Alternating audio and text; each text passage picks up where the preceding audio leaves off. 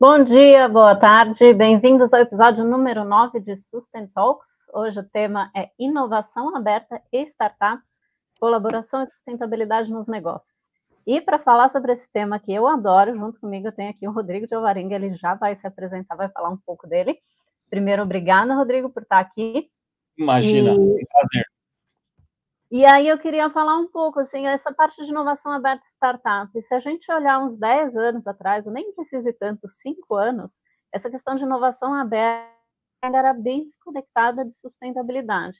Se a gente pegar os dados, por exemplo, da Associação Brasileira de Startups, em 2020, a gente tinha 96 startups focadas em sustentabilidade. Já em 2021, esse número aumentou para 176, e se a gente for olhar hoje, é muito maior. Se a gente olhar também o Web Summit em Portugal, que teve no final do ano passado, a quarta maior categoria já era de startups de sustentabilidade, então das mais ou menos 2.500, a gente tinha o quarto maior com sustentabilidade, fora que boa parte das startups que eram de software as a service, AI, agritech, energia, eram voltadas para a sustentabilidade. Então a gente vê esses dois mundos se conectando, o que eu gosto bastante, acho que as startups trazem ideias aí diferentes, relevantes, então quebram paradigmas em relação aos negócios, e hoje a gente vai falar um pouco mais disso. Então eu vou deixar o Rodrigo se apresentar, mas eu já vou fazer a primeira pergunta. A gente vai fazer a sessão de bate-papo, tá? Conforme vocês tiverem comentários, perguntas, vão deixando no chat que a gente vai respondendo ao longo da apresentação, tá bom? E aí, para a gente começar, então, eu queria, Rodrigo, primeiro você fala de você e depois me fala um pouco como é que você vê as empresas usando essas relações com startups para solucionar as questões de sustentabilidade que elas têm hoje. Legal. Bom, primeiramente, mais uma vez, muito obrigado pelo convite. É um prazer enorme estar aqui contigo e conversar sobre um tema tão importante contigo e quem sabe, né, ajudar a trazer aí alguns insights interessantes para o pessoal que está nos assistindo agora e para quem vai nos assistir depois. Então, meu nome é Rodrigo de Alvarenga, eu trabalho com inovação aberta, com investimento em startups e com venture building, com educação já há muitos anos, tudo isso no entorno de inovação aberta, startups, empreendedorismo, e a gente tem projetos que a gente já, enfim, já rodou aí pelo mundo, não só no Brasil, mas Brasil, Estados Unidos, Canadá, América Latina, Europa, Oriente Médio e alguma coisinha na Ásia. Então, eu tive a grata experiência de poder me conectar com esse universo em diferentes mercados, o que me ajudou a ter um entendimento, assim, muito maior do como que essas coisas estão acontecendo, né? Então, indo para a tua pergunta... Eu não trago qualquer um para falar, né? O Rodrigo tem uma experiência aí grande no mundo, e eu gosto bastante da gente se inspirar e olhar o que está acontecendo, de fato, para a gente poder estar antenado e trazer isso para os negócios. Legal. Então, indo para a tua pergunta, acho que a primeira coisa que você identificou quando você estava compartilhando estatísticas, né? Houve um crescimento bastante considerável, percentualmente falando, ao longo dos anos, do número de startups endereçando, vamos dizer, aspectos que estejam dentro do guarda-chuva de sustentabilidade.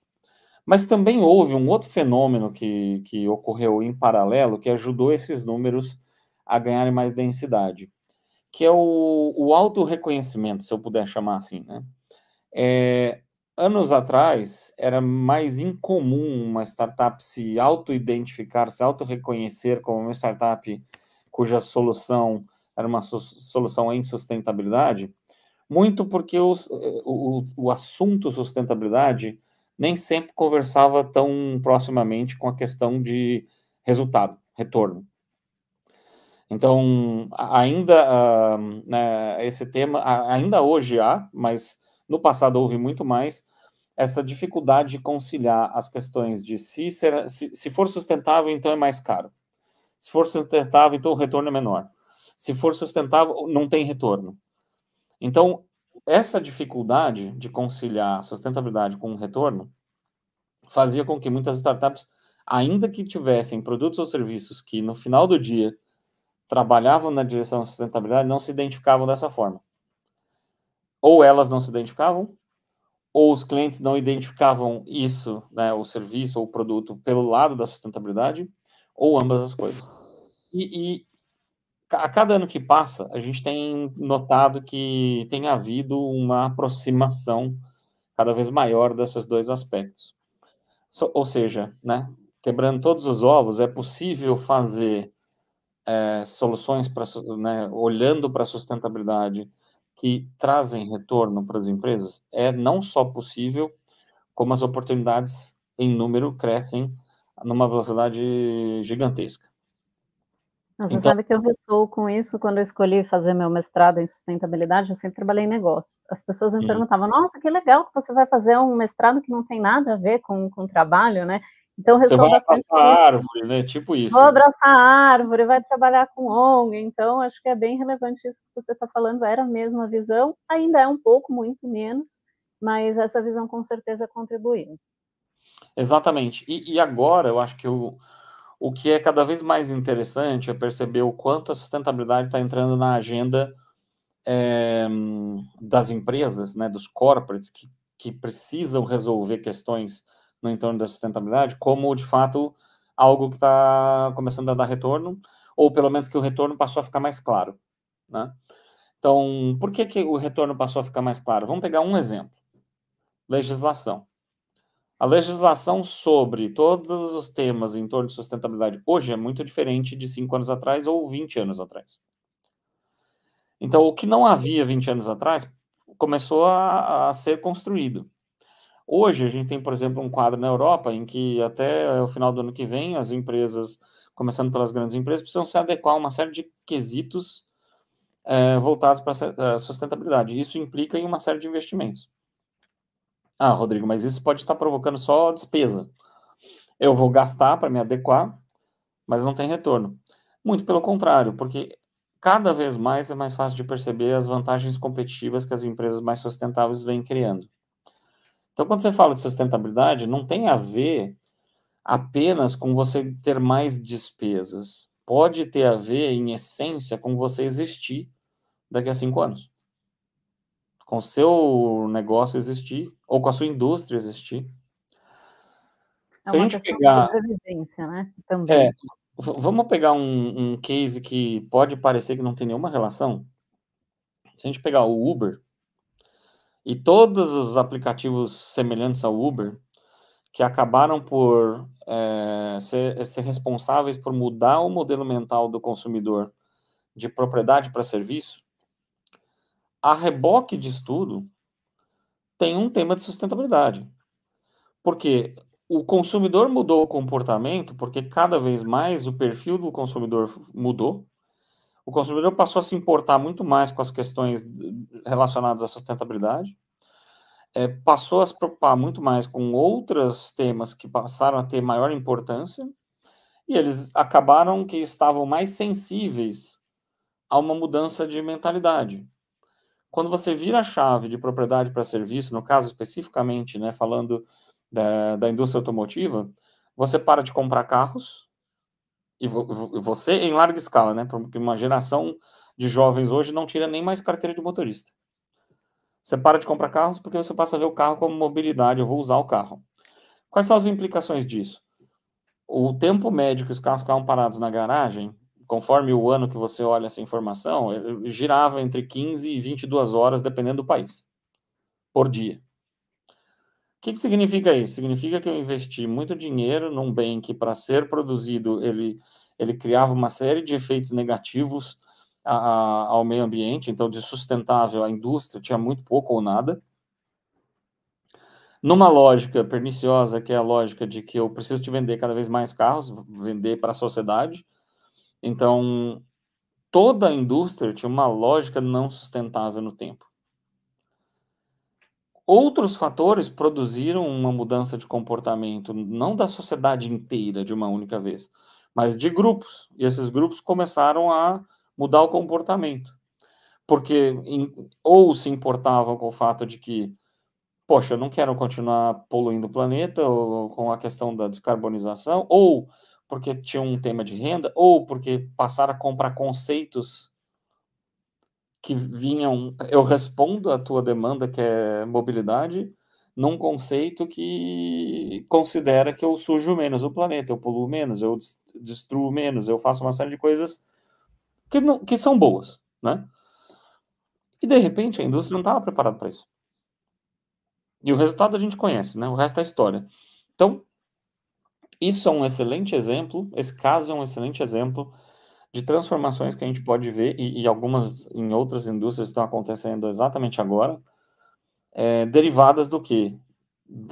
Da gente ter novas soluções que trazem em si, né, uma visão de valor, ao invés de uma visão de preço e de eficiência, produtividade e redução de custos.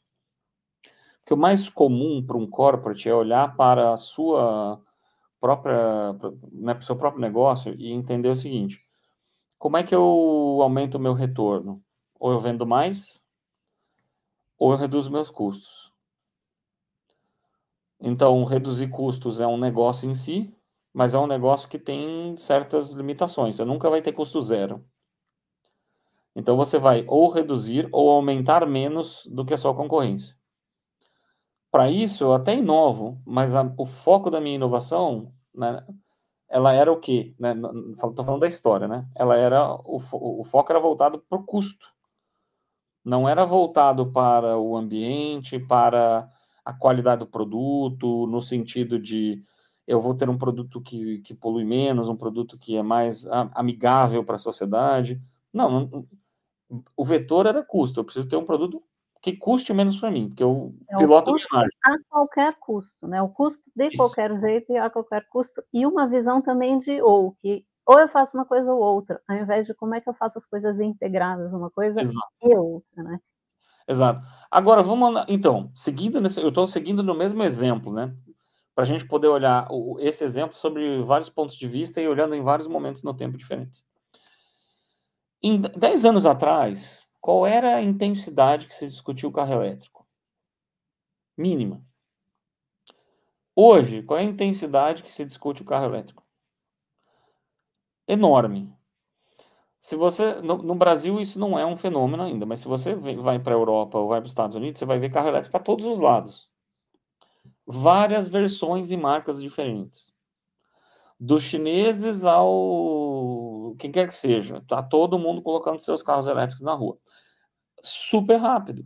A indústria respondeu num tempo ultra rápido para uma transformação tão grande assim. Por quê? Porque, olha, meu mercado do jeito que ele era acabou. Ou eu mudo ou eu acabei. Então, quando existe o incentivo, nesse caso foi um incentivo negativo, a minha existência está ameaçada e eu preciso reagir rapidamente, as empresas são capazes de reagir. Quando o incentivo não está lá, seja o negativo ou seja o positivo, ou ele não é claramente percebido, ninguém muda o que faz sem uma razão. Né? Se você não tem uma razão clara para você fazer isso, você não muda. Você segue fazendo o que você faz, tentando ser só mais eficiente. Então, a resposta para a tua pergunta, ela tá bem aí. O que as startups podem trazer, né, para trabalhar com corpos no que diz respeito à inovação e em qualquer indústria? Elas podem, sim, trazer componentes que conversam com produtividade, eficiência e redução de custo? Podem. Isso é bom? Isso é bom. Mas o excelente é quando a gente traz startups, e por startups, né, não me entendam mal, não estou falando de startups no sentido de que, se não chamar startup, então não vale. Não é isso. É inovação, são soluções diferentes, são soluções que estão olhando para o perfil do consumidor daqui para frente e não para trás. São soluções que estão olhando para a situação que a gente vive hoje, né, de descarbonização, por exemplo, de discussões de carbonização, climas, mudanças climáticas, aumento da temperatura e os efeitos desses aumentos para todo mundo, e que estão entendendo o seguinte: ok, eu tenho que pensar diferente, eu tenho que fazer de forma diferente, eu tenho que trazer soluções outras. E que estão trazendo para a mesa soluções diferentes. E essas soluções, como qualquer coisa na história da humanidade, né, no momento zero você tem um investimento que ele é, vamos dizer, relativizadamente maior, porque você ainda não começou a investir naquilo. Então, o primeiro salto é como se fosse um duplo degrau, só que depois desse salto, você começa a baratear o custo da inovação. E esse barateamento do custo da inovação te produz uma mudança de paradigma muito mais depressa. Então, as startups são esse vetor que é como se fosse uma marolinha que vira um tsunami, né? Ela começa uma marolinha, só que ela começa a capturar o interesse do consumidor, ou o interesse das pessoas, ou da sociedade, ou o interesse de um público, de um nicho, começa a corroer, né, o status quo de alguma maneira, e de repente é uma onda enorme. Uhum. Então, Aí, em geral, a pergunta certa é: quando eu vou ser, vamos dizer, substancialmente afetado, né? uhum. Se você tomar a decisão antes desse momento, você vai por escolha. Se você tomar a decisão depois desse momento, você vai por uma questão de sobrevivência. Sim, Mas o fato é que ou você vai ou você fica pelo caminho. sim. E isso que aí, Rodrigo, você trouxe a gente olhar pela perspectiva interna de colaboradores, a gente já tem uma pressão, a gente tem toda a nova geração que vem demandando o propósito, o que a empresa onde eu trabalho, como ela faz, como ela atua. Então, a gente vê cada vez mais, eu tenho conversado com bastante pessoas de RH, a dificuldade de retenção, de aquisição de talentos e de retenção desses talentos. Então, a gente tem esse olhar, tanto essa importância para a sobrevivência do negócio, para o futuro do negócio, com o olhar externo de clientes, de legislação e também esse olhar externo, né? E aí acho que você trouxe vários elementos que falam bastante do potencial, né, das startups como essa possível gatilho ou gerar um movimento. Eu falo que tanto assim a gente pode olhar para a inovação de produtos, mas também de processos, né? A gente tem que sempre lembrar disso, que a gente pode olhar a inovação nos vários componentes. Mas aí a hora que a gente olha para o outro lado, quais são os limites para essa colaboração? Então, até onde dá para ir, o que dá para esperar e o que não dá para esperar? Ah, legal. Essa é uma ótima pergunta. Imagina o seguinte, né? Esse contexto é um contexto em que você tem, em geral, se a gente está falando de corporates, né? Empresas bem estabelecidas, bem estruturadas, em geral maiores, com maior capacidade de caixa, fluxo de caixa, de investimento, etc.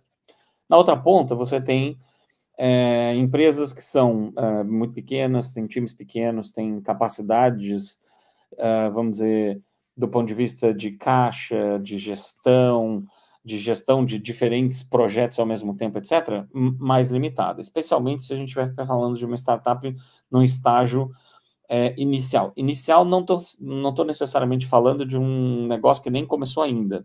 Estou falando inicial, algo, uma tecnologia nova, uma abordagem nova que você está colocando no mercado, está nos primeiros clientes ainda.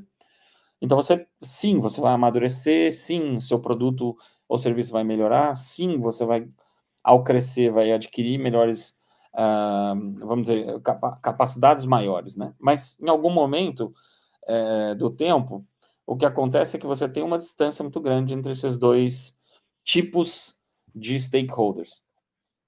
Então, do ponto de vista de limitações, né?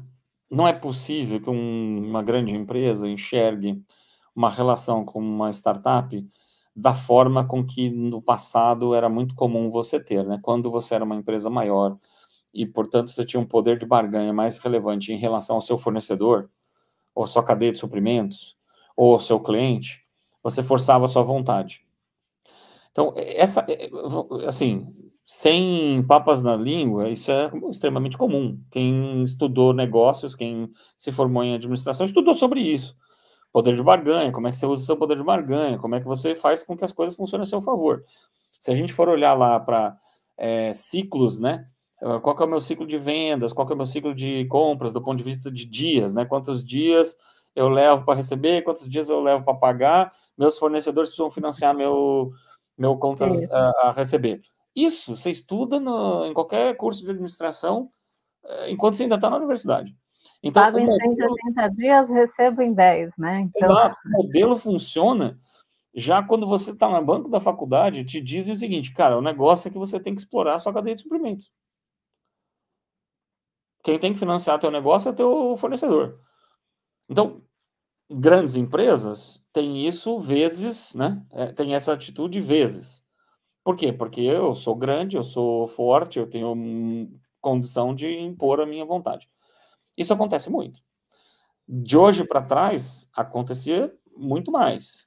Vem mudando aos poucos, tem empresas que hoje tem uma forma de tratar seus fornecedores de maneira muito diferente, mas de um modo geral, isso faz parte da realidade todos os dias. E se a gente pegar o livrinho de regras, em qualquer departamento de compras de empresas maiores, tá lá, a meta dessa galera para ganhar bônus é o seguinte: você tem que conseguir prazo maior, você tem que conseguir desconto de X%. Então, é um sistema perverso. Quando você vai trabalhar com uma startup, esse sistema não funciona. Por que não funciona? Porque, primeiro, a startup não é uma empresa que ela tenha condições de entrar nessa negociação com você. Porque o que você está tirando dela pode significar inviabilizar aquela relação.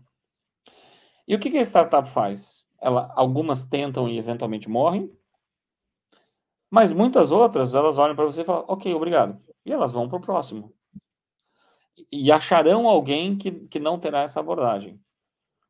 E esse alguém vai ter acesso a uma criação de valor que potencialmente sua empresa talvez não tenha. Então, como limitação, a primeira que eu destacaria é que ambas as partes precisam entender muito melhor como funciona cada parte e o que é razoável esperar e o que não é razoável esperar.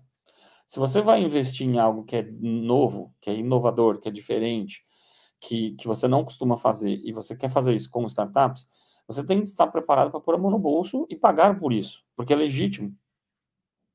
Você não pode pensar que você vai... Não, manda a startup lá na filinha dos fornecedores, eu vou massacrar eles por 120 dias para eles passarem no meu processo de cadastramento de novo fornecedor, depois eu vou dizer para eles o seguinte, cara, mas eu só pago em 90 dias. Então você me entrega e eu pago. Não, mas é que eu não aguento, eu morro, não dá, é impossível. Aí a resposta é: você vira. Aí você vira pro cara de compras e fala assim, mas meu amigo ou minha amiga, não tem como.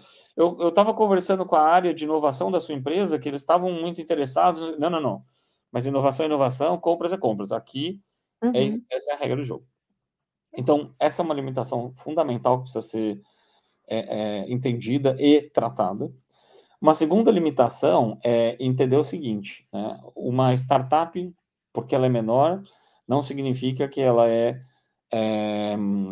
vamos dizer, que ela é algo que você possa operar a seu bel prazer. E aqui eu não estou mais falando de condições de pagamento, de contrato, de relação, estou falando do ponto de vista de o que esperar, né? O que fazer, o que pedir e como trabalhar em conjunto.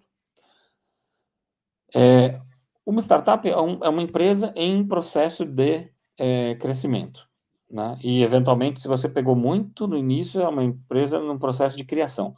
Então, eu estou criando um produto, uma solução, depois eu lanço no mercado e aí eu começo a trabalhar no processo de tração, de colocar essa solução em mais clientes, e depois eu começo a trabalhar em growth, que é agora que eu sei como operar com os meus primeiros clientes, eu vou procurar acelerar esse processo. Então, se eu vou operar com esse tipo de entidade, além das condições, né, de contratuais, eu preciso também trabalhar nas condições de trabalho. Ok, então vamos testar isso aqui. Muito bom. Em que tempo? Quem vai fazer? Quem vai ser responsável? Você vai testar um negócio com uma startup no mesmo fluxo de trabalho que você testa um negócio com seu fornecedor que leva 1 ano para terminar o processo? E quando chega no final, você, putz, olha, deu tanto que agora não é mais o item mais importante da minha fila, eu vou ter que passar outra coisa na frente. Então, isso é uma falta de respeito muito grande. E sendo muito objetivo, né? Grandes empresas faltam com o respeito com seus fornecedores todos os dias, né? Infelizmente. Não é que todas sejam assim, mas isso acontece, né? No contexto geral, isso acontece bastante. E nem, não é porque as pessoas tenham uma má intenção, mas é que o processo ele é desenhado para ele criar alguns tipos de benefícios indiretos, seja na história do financiamento do seu ciclo, seja, enfim. E isso não dá. Para você trabalhar com uma startup, você tem que estar preparado para, eu preciso fazer isso ser rápido, eu preciso testar rápido, eu preciso entender rápido. Mas poxa, mas esse produto aqui é muito novo, não dá para eu testar tão rápido assim. Então, fraciona em passos menores e faça com que os passos menores sejam feitos mais rapidamente. Tenha alguém com ownership, tenha alguém sênior da organização, sponsor, para evitar o mau uso de um projeto como startup. E, obviamente, também tem o outro lado da coisa, né? Grandes empresas precisam aprender a entender como escolher com quem trabalhar.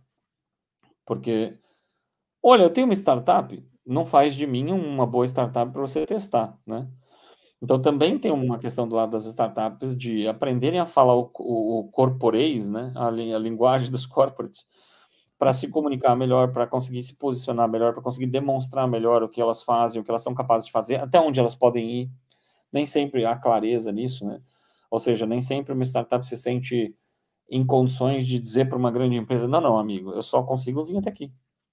O resto é contigo. Ah, não, mas eu não posso fazer. Bom, então temos um problema, não dá. Porque eu não posso te financiar. Porque é o equivalente de falar o seguinte, ô Rodrigo, financia uma empresa gigantesca. Não faz sentido.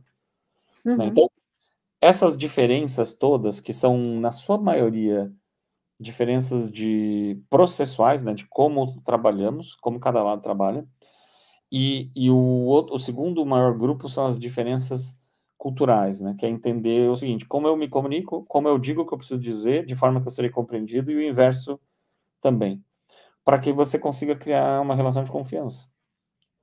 Acho que E por último, é o tema de entender o seguinte, inovação, no processo da inovação, falhas ocorrerão. Sua empresa consegue lidar com falhas? Não. Ninguém pode falhar aqui porque está na rua em 5 segundos. Então você não pode inovar, porque você vai tentar e não vai funcionar tão bem como você espera, daí você vai tentar de novo, daí você vai mexer em alguma coisa, daí você vai aprender, daí você vai descobrir que você tem um processo que está emperrando aquele negócio de funcionar bem. Então, a inovação ela vai produzir um rearranjo no teu organismo, que é a sua empresa. E esse rearranjo precisa de um tempo para que você possa ir pilotando todas essas questões de forma que você consiga se apropriar dos resultados da melhor maneira. Então, esse é o tripé. Você precisa ter o lado do processo organizado, o lado da comunicação organizado e o lado de entender o seguinte, não vai rolar sem falhas. Abraça isso que não é mesmo. Quando a gente fala de sustentabilidade, eu sempre falo que sustentabilidade ela é um fator de inovação, porque a gente pensar, tem todo esse contexto que você trouxe, os negócios foram pensados para não serem sustentáveis, ou sem esse componente. A hora que a gente traz, implica em fazer as coisas de um modo diferente, e isso já traz o componente de inovação. Então, e a gente tem o fator aí do que você falou, quando a gente fala de sustentabilidade, é muito coerência, né? Não tem como eu falar de sustentabilidade se eu não trato meus fornecedores de uma forma justa. Então, como é que eu trago aí esse componente do S ou do G de governança para a relação com os fornecedores e pensando no sucesso da relação também. A gente está aqui, eu tenho que ver esses tempos aqui, a gente já está indo para meia hora aqui de conversa, estamos chegando no final, se alguém tiver pergunta, mande as perguntas, mas eu queria, Rodrigo, que você já falou das condições que tem que ser, e aí, assim, quais são as formas ou as competências que eu tenho que ter para trabalhar isso, né, como organização, e o que você vê diferente do contexto Brasil, Europa e Estados Unidos? Já que você rodou bastante, eu queria que você trouxesse um pouco dessas diferenças de visões. Legal. Deixa eu começar pelo último, porque daí vai ser mais fácil responder o primeiro. Eu vou exemplificar com uma espécie de uma anedota. Imagine que você vai falar com 3 empresas. Uma empresa americana, uma empresa europeia e uma empresa brasileira. E você vai apresentar para essas empresas o seguinte: eu sou uma startup, eu estou trazendo aqui para você uma solução que vai fazer com que você tenha um retorno de investimento de 10 vezes. Vai te custar 1 milhão, mas você vai ter um retorno de 10 milhões. Então, você fala isso, né, para uma empresa americana, para uma empresa europeia, para uma empresa brasileira. No geral, quais são as reações que você vai observar? Na empresa americana, a outra parte ouvindo isso vai olhar para você e falar, interessante. E se eu quiser aumentar o retorno? Se eu botar 2 milhões, eu tenho 20? Qual que é a razão aqui? Eu tenho 50, né? Se eu Se dobrar eu os... botar mais dinheiro, eu trago mais retorno? Sim ou não, ou como funciona? Você vai para uma empresa europeia. Os europeus, eles são... eles têm acabam por ter um DNA meio de longo prazo para tudo, assim, né? Então, eles vão olhar para o valor do investimento, eles vão olhar para o retorno que está dando, e eles vão dizer o seguinte, cara, 10 vezes dá a impressão de ser um negócio que você está indo à exaustão. Se a gente diminuir a velocidade, eu consigo fazer isso ser sustentável no tempo, ao invés de 10 vezes num tempo relativamente menor, eu consigo alongar esse retorno de uma maneira sustentável? Vamos dizer, é uma anedota, tá? Mas é uma anedota para representar diferenças de perfis de uma forma mais generalista, assim. Aí você vai na empresa no Brasil. Aí a mesma coisa, você diz a mesma coisa.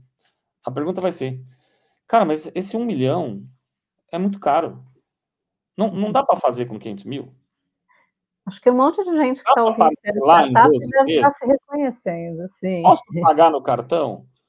E se a gente fizer um pedaço esse ano, já dá para ir colhendo o resultado e a gente deixa o resto para fazer no outro ano, ou no outro, ou no outro? Então, parece uma piada, mas é uma realidade. Acaba acontecendo o seguinte: se você não tem uma visão de investir para colher frutos, e você tem uma visão muito de custo, ok, não é que isso vai matar a tua empresa, mas definitivamente não vai te ajudar a inovar. Definitivamente você não vai ser o concorrente a ser copiado. Definitivamente você não vai estar na, na liderança de nada. Você tende a ser uma empresa que reage. Muito provavelmente você é um follower. Ou você, ou o setor de atividade no seu país que tem uma cultura muito voltada a custo, acaba por ser sempre um follower. Eu sigo os outros. O que significa isso? Quando as coisas evoluíam a cada 30 anos, porra, você podia ser um follower e durar forever, entendeu? Você podia durar muito tempo. Agora, quando você vai ser um follower com um consumidor mudando em 3, 5 anos, você tem uma transformação muito significativa, não dá tempo de você ser um follower e produzir retornos tão substanciais ou tão interessantes assim como deu no passado. Muitas empresas não estão se dando conta disso.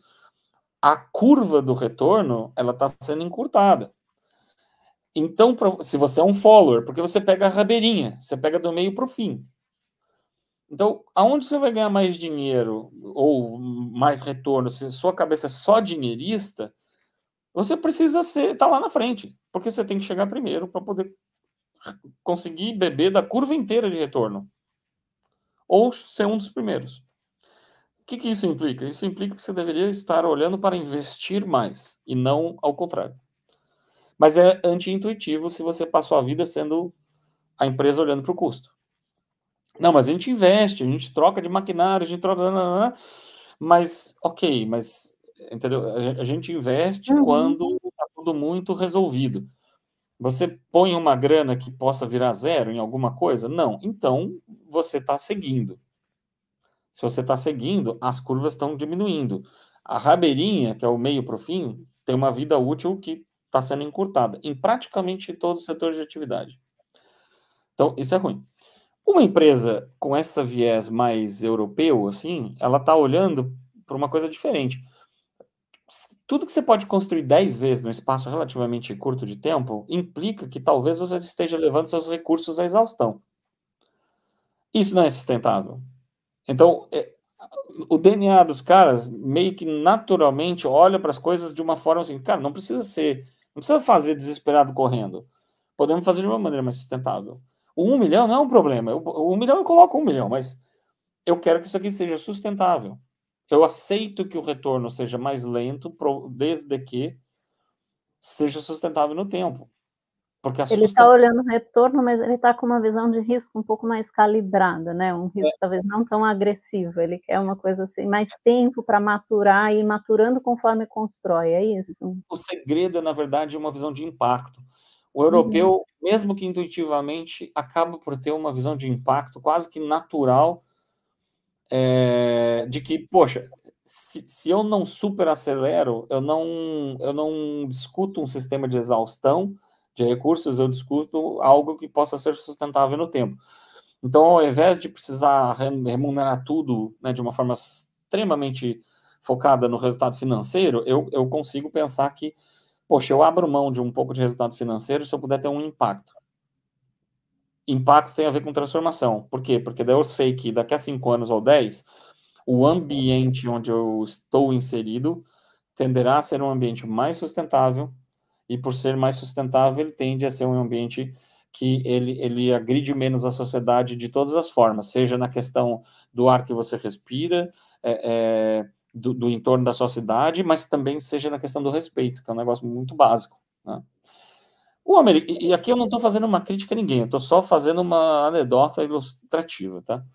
O americano, ele Cultura vai de olhar... negócios em cada lugar. É isso. Ele Onde vai a gente olhar o está seguinte, inserido. cara, americano é muito pragmático. Meu negócio tem que dar resultado. Não quer dizer que eu não me importe com o impacto, eu me importo, mas precisa dar resultado. Então, vamos garantir o resultado e vamos olhar para o impacto? Tá bom, mas o impacto vem na esteira do resultado e não ao contrário, né? Em geral, né? Falando de forma bem generalista, assim, se eu pudesse colocar dessa maneira. Então, acho que aqui tem uma ilustração muito boa. Nós, empresários brasileiros, não é só no Brasil isso não, isso acontece em outros lugares do mundo também, mas nós, empresários brasileiros, nós não conseguimos chegar no país do futuro porque a gente não... Qualquer futuro que você imagina precisa de investimento. Se você tem uma postura empresarial que é menos voltada a investir e mais voltada a obter resultados de prazo mais curto, você não está se movendo na direção do futuro, né, do tal do país do futuro. Você está se movendo para qualquer lugar, mas não para lá. Então, aqui há uma oportunidade de mercado absurda, porque, inclusive, a gente tem certos setores de atividade, nós já temos vantagens competitivas naturais, e aí podemos falar do agro, podemos falar da metais, né, toda a parte mineral e de metais. Ô, Rodrigo, mas espera aí, mineral e metais é altamente não sustentável, etc. Mas será que não poderia ser? Será que eu não podia estar exportando para o mundo como fazer isso de maneira sustentável? Já que a gente é uma potência nisso, né? Há muitos investimentos e esforços nessa direção, existem, né? Mas poderíamos ter começado antes? Provavelmente sim. Podemos acelerar esse processo? Definitivamente sim. Então, tudo isso acaba por responder à questão de como que a gente vai orquestrar isso aqui. A gente vai orquestrar isso aqui à medida que a gente consegue ter, de um lado, espaço para trazer soluções e discutir soluções, e criar o interesse, né, ainda que seja, inclusive, pelo lado econômico, né, porque o lado econômico, se você tirar ele da frente, quase nunca você vai fazer um corporate se mover, porque quem está fazendo a gestão de uma empresa tem uma responsabilidade econômica com os resultados, né? Então você não pode ignorar isso. A gente tem que demonstrar o seguinte: essas coisas andam juntas, elas podem se reforçar, né? Pega exemplos se a gente olhar para um negócio tão simples quanto tinta imobiliária para pintar sua casa. Hoje em dia você pinta com tinta à base de água, mas antes não era essa tinta. Já teve chumbo.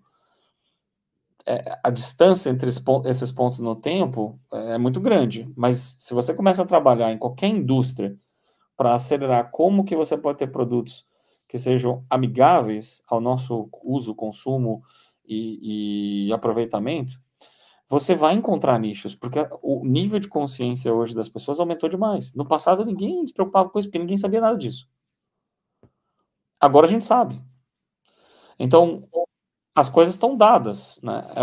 É uma decisão empresarial aproveitar essas oportunidades.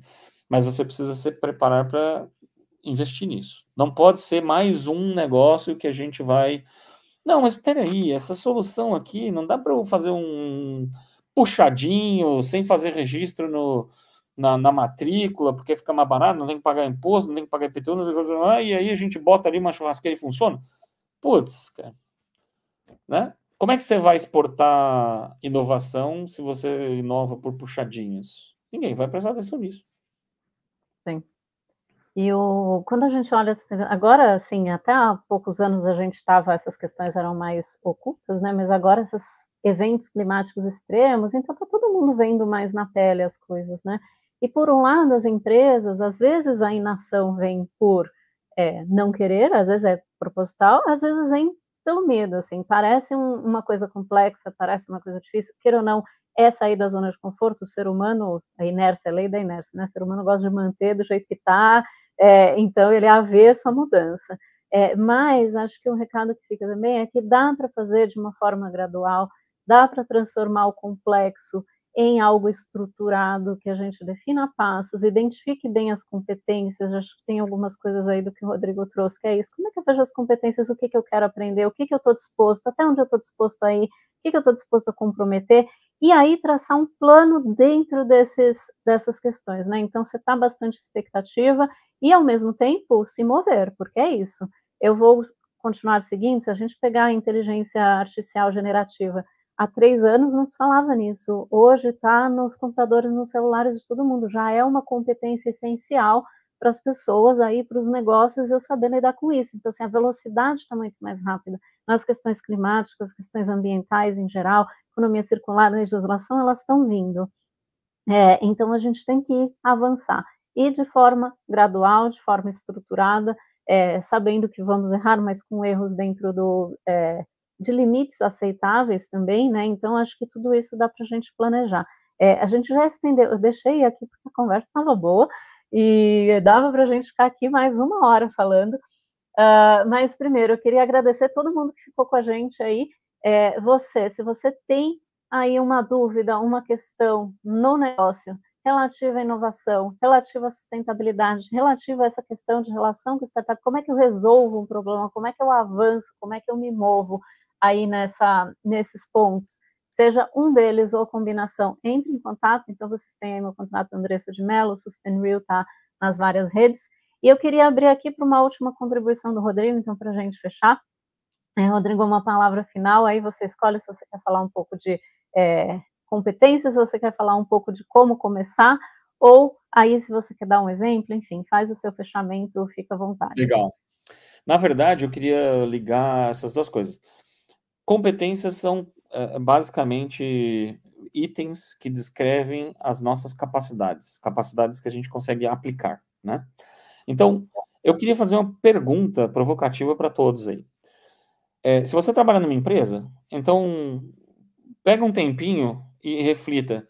O que eu, como empresa, podia fazer melhor? Podia fazer diferente? Que mercado eu podia capturar se eu tivesse soluções que conseguissem absorver demandas aí fora que eu hoje não consigo absorver? Que problemas me doem tanto que se eu conseguisse resolver, eu poderia resolver para mim e para os outros? Né? Cada uma dessas perguntas pode abrir para você a oportunidade de enxergar uma nova avenida de um novo produto, uma nova avenida de receita, ou um novo tipo de parceria, alguma coisa, né, do tipo. Cada uma delas pode trazer para você algo assim. Então, se você trabalha numa empresa, para um pouquinho, pensa sobre isso, e a hora que você chegar numa resposta, qualquer que seja ela, traz para a gente. Traz para a gente, coloca na mesa. Olha, eu podia conseguir isso aqui. E vamos conversar, vamos ver como que isso pode acontecer e se de alguma maneira podemos contribuir com isso. Se você é de uma startup, a pergunta é o seguinte: qual é a tua dificuldade para chegar lá no cliente? Aonde você está parando no processo? Né? Por que você não está conseguindo emplacar a tua solução num corporate? Imaginando que você tem uma solução que já pode ser colocada e testada num cliente. Então, essa é a pergunta. Para um tempinho da tua vida, reflita sobre isso, tenta entender o que está te impedindo, o que está bloqueando, quais são as coisas que você não está conseguindo resolver, traz para a gente, traz depois, coloca lá no chat do vídeo, entre em contato, acessa a Andressa, me acessa, traga essas, não sofra sozinho, essa é a minha mensagem. Se você tem uma resposta para uma dessas perguntas, ou uma outra pergunta que derive delas, não sofra sozinho, traga a sua dor para conversar com os outros. É assim que se faz inovação aberta. Vamos fazer esse experimento entre nós aqui. Vamos descobrir se é possível fazer inovação aberta aqui nesse vídeo, com quem está aqui agora ou com quem assista na sequência. Então, ó, peguem a provocação do Rodrigo, deixa o comentário, tá tímido para deixar comentário? Manda no privado, dúvidas, sugestões, e vamos continuar essa conversa depois. Rodrigo, eu queria te agradecer, foi ótimo, eu ficaria aqui mais horas, a gente vê se a gente faz uma segunda rodada mais para frente, aí eu sei que sua agenda está ocupada, o Rodrigo está entre Europa, Brasil e outras agendas. Muito obrigada a todo mundo que ficou com a gente até aqui, ou quem está acompanhando esse vídeo depois. Lembra de deixar a sua pergunta, a sua provocação, e nos vemos semana que vem. Semana que vem a gente vai trazer linhas de financiamento, de captação de recursos para soluções de inovação e de sustentabilidade. Então, fica com a gente, segue a gente aí no próximo, mais um tema de negócios com sustentabilidade. Obrigada, Rodrigo. Obrigado, Andressa. Obrigado, pessoal. Tchau, tchau. Tchau.